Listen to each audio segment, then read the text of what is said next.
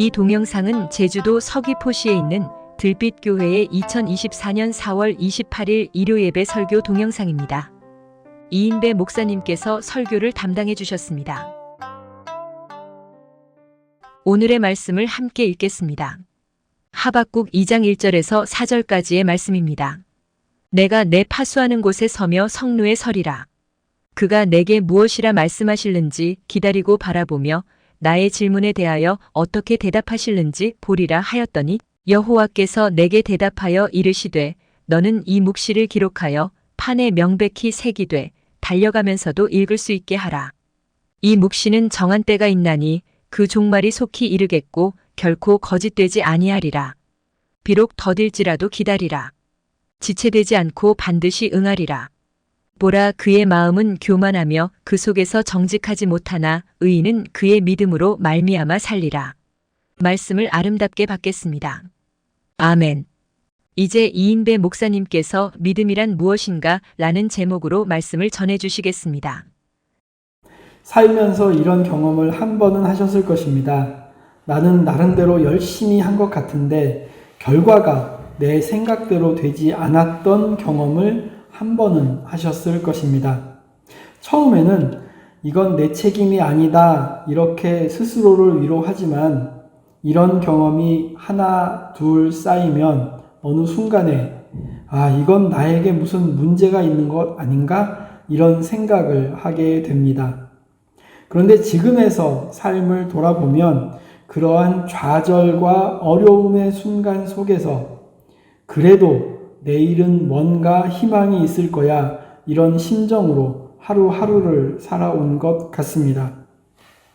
우리의 삶이 즐겁고 행복한 날들만 계속된다면 얼마나 좋겠습니까? 그런데 우리의 현실은 그렇게 즐겁고 행복한 것만 있는 것이 아닙니다. 이런 기도를 드렸는데 이런 결과가 생깁니다. 때로는 하나님께서 장난치고 있다라는 생각도 해봅니다. 구약의 예언자들은 그 시대 속에서 하나님의 뜻을 찾으려고 노력했습니다. 하박국이라는 예언자 역시 자신이 살고 있는 시대 속에서 하나님의 뜻을 구했습니다. 정치인들이 정치를 엉망으로 해서 백성들이 살기 힘들어졌습니다. 출구가 보이지 않는 긴 터널을 지나고 있는 것 같은 막막한 세월을 보내면서 탄식 속에 하박국은 하나님께 호소합니다. 하박국 1장 2절을 읽어보겠습니다. 여호와여, 내가 부르짖어도 주께서 듣지 아니하시니 어느 때까지리까? 내가 강포로 말미암아 외쳐도 주께서 구원하지 아니하시나이다. 신학적으로는 이 부분을 하박국의 호소라고 설명하지만 호소라는 용어는 나름 점잖게 표현한 것이고 짜증이나 투정으로 이해해도 될 것 같습니다. 우리는 하박국처럼 거창하게 시대 속에서 민족의 상황을 놓고 하나님께 호소하지는 않지만 각자 개인적인 상황, 가족의 상황을 놓고 하나님께 호소합니다. 하박국의 호소에 응답하신 하나님께서는 거의 2500년이 훨씬 지난 오늘 우리의 기도와 호소에도 응답해 주실 것입니다. 오늘 본문 중 하박국 2장 3절에서는 이렇게 말하고 있습니다. 이 묵시는 정한 때가 있나니 그 종말이 속히 이르겠고 결코 거짓되지 아니하리라. 비록 더딜지라도 기다리라. 지체되지 않고 반드시 응하리라. 이 구절을 읽으면서 계속 머리에 맴도는 단어가 하나 있습니다. 그것은 바로 기다림입니다. 기독교는 기다림으로부터 시작된 종교다라고 해도 과언이 아닙니다. 부활하신 예수님께서 하늘로 승천하신 이후에 다시 오실 주님을 기다리면서 시작된 종교가 기독교입니다. 그 전에 일단 예수님 자체가 절망 가운데 신음하는 사람들이 그토록 기다리고 갈망하던 메시아로 예수님께서 오신 것입니다. 기다림이 없었다면 예수님은 오지 않았을 것입니다. 무언가 기다린다는 것은 무언가 변화를 바라기 때문에 기다리는 것이고, 그 기다림 끝에 만나는 변화된 상황은 분명히 지금보다는 더 좋아야 한다, 이런 확신이 있어야 기다림에 대한 보람도 있을 것입니다. 누구나 변화된 새로운 미래를 원합니다. 절망적인 현실에 처한 사람들은 이 절망적인 상황이 해결되기를 원할 것입니다. 나름 여유롭고 풍족한 현실에 있는 사람들은 지금보다 더 나은 상황이 되기를 원할 것입니다.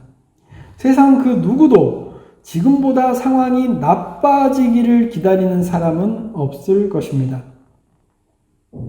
이것 자체를 욕심이라고 손가락질 할 수는 없습니다.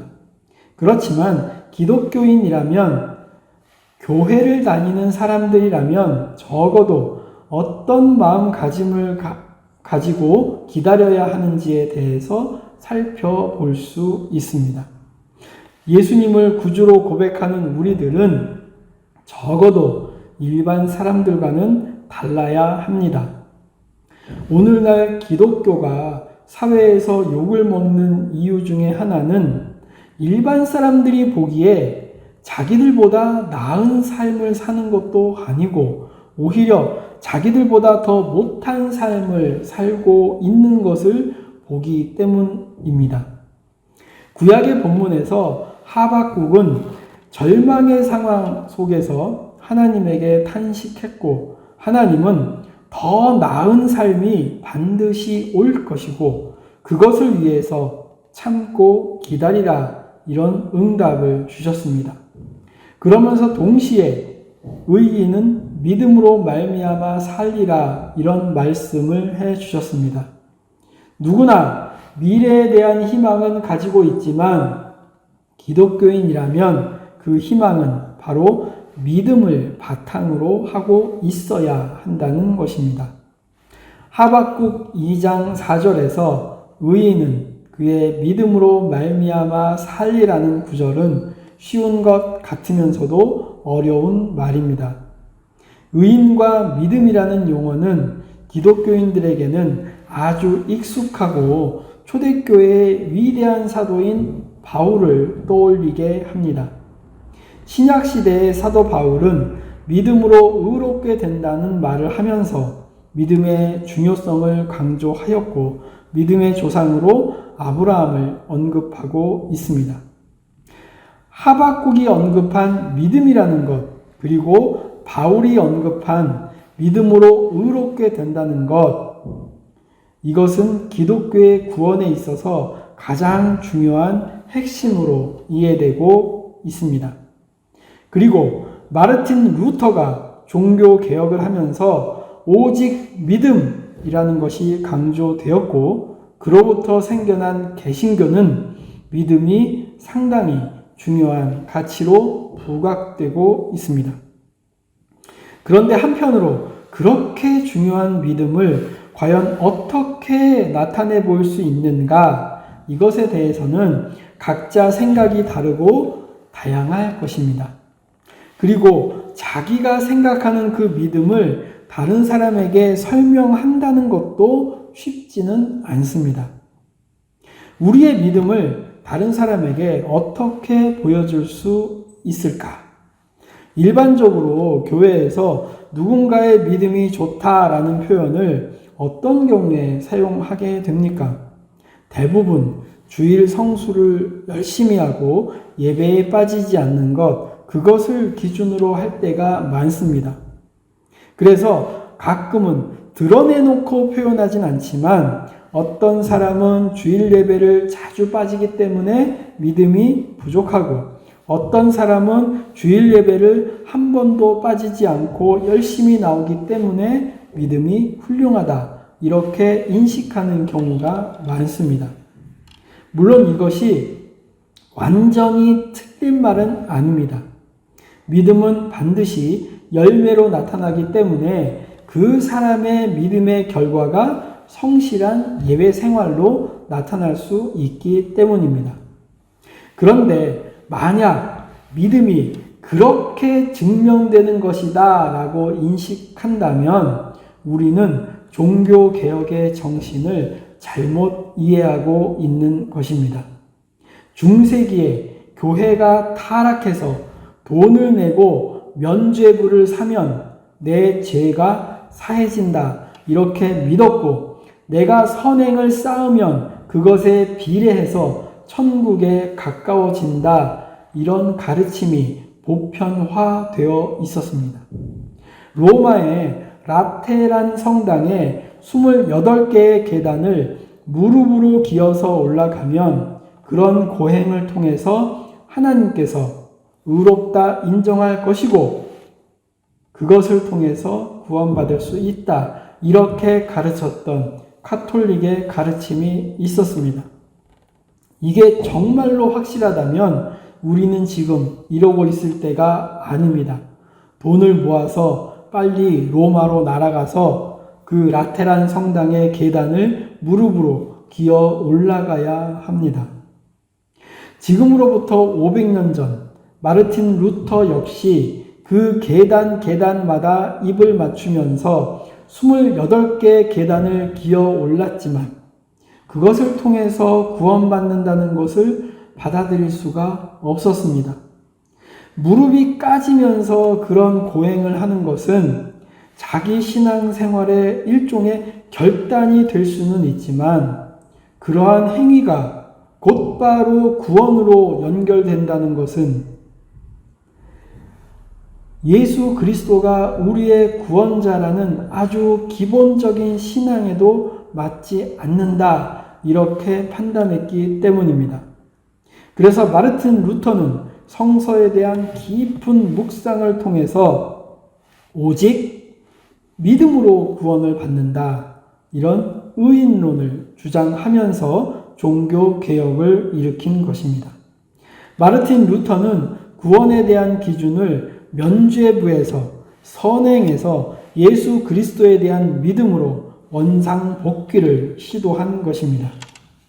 오늘 본문 하박국에 등장하는 의인은 믿음으로 말미암아 살리라 이 말씀을 조금 자세히 살펴보겠습니다. 거기에 믿음이라고 번역된 히브리어는 에무나라는 단어입니다. 이 단어는 구약 성경에 49번 등장합니다. 구약에 49번 등장하는 이 에무나라는 단어가 오늘 본문 하박국에서만 믿음이라고 번역이 되었고 나머지는 신실함, 성실함 이렇게 번역되어 있습니다. 그리고 에무나라는 단어가 구약에 처음 등장한 곳이 출애굽기 17장 12절입니다. 당시에 출애굽한 이스라엘 민족이 아말렉 족속과 싸우게 되었을 때 모세가 팔을 들었을 때 이기다가 모세가 팔을 내리면 아말렉이 이기는 상황으로 전개가 되고 있었습니다. 이때 아론과 여호수아가 양 옆에서 모세의 팔을 들어 올렸고 결국 아말렉 족속을 물리칠 수 있었습니다. 이때 팔을 들어 올려서 팔이 내려오지 않는 상태, 그 상태를 에무나라는 표현으로 하고 있습니다.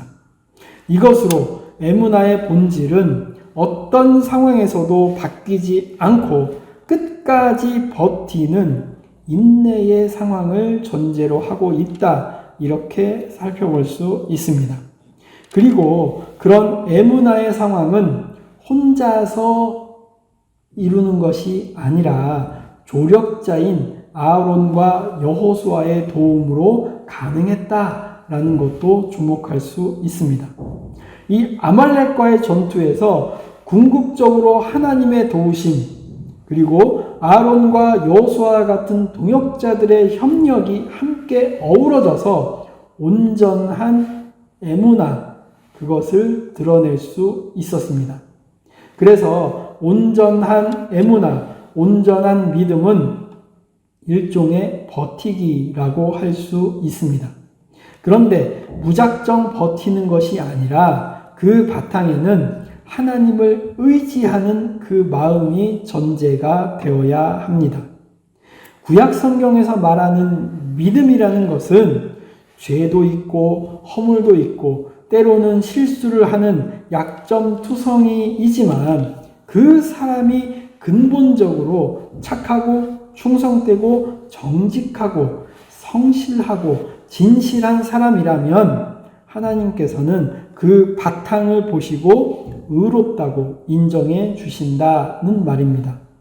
바로 그 모델로 우리는 아브라함을 생각할 수 있습니다. 아브라함은 실수투성이었고 때로는 자기의 목숨을 연명하기 위해서 아내까지도 버리는 행동을 하기도 했습니다. 그런데 그 아브라함의 일생을 돌아보면 아브라함은 자기의 일생을 통해서 무수한 시련과 역경 속에서 끝까지 하나님에 대한 신뢰를 잊지 않았던 것을 볼 수 있습니다. 구약의 시대, 극도로 혼란스러운 시대를 살았던 하박국은 절망 가운데서 과연 미래의 희망이 있습니까? 이렇게 하나님에게 질문하였고 하나님께서는 의인은 믿음으로 말미암아 살리라 이런 대답을 하셨습니다. 오늘 우리가 사는 시대 역시 쉽지만은 않은 혼란스러운 시대라고 생각할 수 있습니다. 오늘의 시대에도 수많은 믿는 사람들이 하나님을 향해서 하나님 희망이 있습니까? 이런 질문을 하고 있습니다. 그리고 하나님께서는 하박국의 본문처럼 의인은 믿음으로 말미암아 살리라 너희는 기다리라 이런 대답을 해 주실 것입니다. 이 시대를 이겨낼 힘은 신실하게 정직하게 끈질기게 자기에게 주어진 삶 속에서 하나님을 의지하며 살아가는 진정한 에무나, 진정한 믿음을 통해서 희망을 발견할 수 있을 것입니다. 믿음이라는 말로 묵상을 나누겠습니다. 믿음은 성경에 대한 지식이 아닙니다. 믿음은 교회 생활에 대한 풍부한 경험도 아닙니다. 믿음이란 하나님을 향해 시선을 고정하는 것이고 하나님께 우리의 마음의 생각을 집중하는 것입니다. 믿음이란 우리가 직면하는 삶의 다양한 순간 속에서 하나님을 우선적으로 생각하고 하나님을 의지하는 마음을 끝까지 붙잡는 것입니다. 온전한 믿음은 하나님의 도우심, 교회에서 함께 신앙생활을 하는 신앙의 동지들이 함께 협력해서 만들어가는 것입니다.